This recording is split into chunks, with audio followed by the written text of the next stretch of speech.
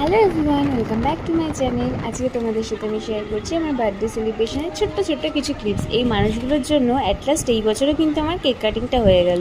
সেদিন কিন্তু মনে মনে আমি খুব খুশি হয়েছিলাম যে কত দূরের থেকেও কত কাছের হয়ে যায় না মানুষ। এই মানুষগুলোর সাথে না আছে রক্তের সম্পর্ক, না বহুদিনের পরিচয়, তবু আমার জন্য অনেক করে। আমি কোনো কিছু আবদার রাখলে কোনো দিন না বলেনি, যতটা চেষ্টা করে পেরেছে, চেষ্টা করেছে আমি যেটা বলেছি সেটা করার। যখন যেখান থেকে যা এনে দিতে বলেছি আমার জন্য কিন্তু এনে দিয়েছে। হ্যাঁ, আর এটা দেখো, অফিস থেকে ফিরেই কিন্তু আমার আরেকটা বার্থডে গিফট আমি ওপেন করছিলাম। আমি জানতাম এটা কি আছে, তাও ভালো করে দেখছিলাম, কারণ আমি জানতাম না ভেতরে একটা কাপল সেট আছে।